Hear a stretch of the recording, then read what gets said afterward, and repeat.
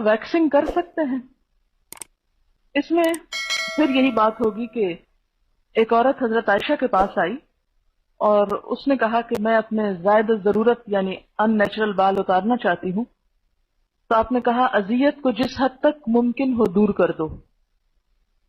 اچھا، اب یہ جو جملہ ہے نا بڑا زومانی ہے، بعض لوگوں نے اس کو ایک طرح سے سمجھا، بعض نے دوسری طرح۔ ایک نے سمجھا کہ جب یہ ویکسنگ ہوتی ہے تو اذیت ہوتی ہے، تو انہوں نے کہا کہ اپنے آپ کو اذیت سے بچاؤ۔ دوسروں نے اس کا معنی یہ لیا کہ جب بال ہوتے ہیں تو وہ بہت اذیت والی چیز لگتی ہے کہ عورت مرد لگ رہی ہے تو اس کو اتار لو۔ اسی سے اختلاف ہوتا ہے احکام میں۔ اب یہ ہے کہ جہاں تو بالکل ان نیچرل قسم کے ہارمون کے چینج کی وجہ سے ایک مردانہ لک آ رہی ہے، بازوؤں میں یا پاؤں میں اتنے لمبے لمبے کالے بال لٹکے ہوئے نظر آ رہے ہیں کہ جس سے عورت کے پاؤں عورت کے نہیں نظر آ رہے، مرد جیسے نظر آ رہے ہیں،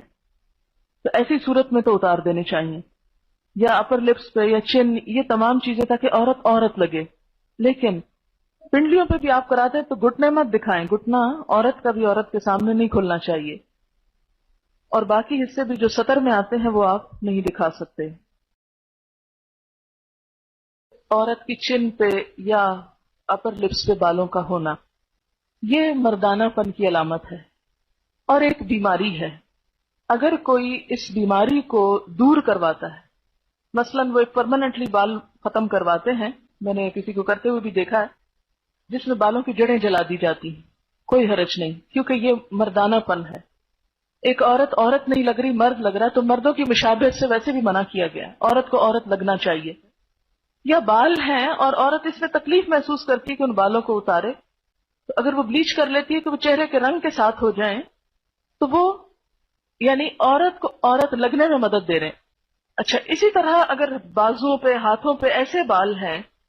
کہ جو عورت کی لک کو مردانہ بنا رہے ہیں، جیسے آپ صلی اللہ علیہ وسلم نے اس عورت کا ہاتھ دیکھ کے کہا تھا کہ پتہ نہیں یہ عورت کا ہاتھ ہے یہ مرد کا ہاتھ ہے، مہندی نہیں تھی تو، ہے نا؟ اسی طرح اگر بازو پہ اتنے بال ہیں کہ جو وہ عورت عورت نہیں لگ رہی، الٹا مرد لگ رہے، تو مردوں کے عموماً گھنے بال ہوتے ہیں، تو ایسی صورت میں ان بالوں کو ریموو کرنا جو ہے کہ جس میں عورت عورت نظر آئے اس میں حرج نہیں۔ لیکن کوئی بھی پرماننٹ نقش و نگار، جیسے وہ بھووں کی اصل شیپ کو بدل کر کچھ سے کچھ یا ساری اتار کے تو اپنی مرضی سے پینسل لگا کے ایک نئی شیپ دینا،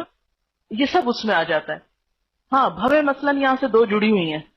تو اب یہ کیا ہے کہ یہ ایک اوریجنل عورت کی شکل نہیں ہوتی، ایک بیماری آپ کہہ سکتے ہیں، تو اس میں اگر ان کو الگ کر لیا جائے تو وہ فطرت پر لانا ہے، فطرت میں تبدیلی نہیں ہے۔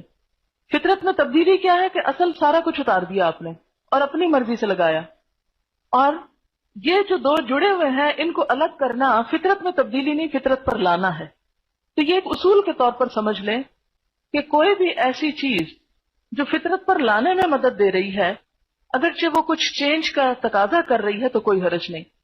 لیکن اگر وہ اللہ کی ساخت، جیسے فَلَا يُغَيِّرُنَّ خَلْقَ اللَّهِ میں پیچھے آپ پڑھ چکے ہیں، اللہ کی ساخت تو بدل رہی ہے تو وہ درست نہیں۔ آنکھوں کے درمیان سے بال کیا مرد بھی نکال سکتے ہیں؟ ان کو مرد ہی رہنے دیں۔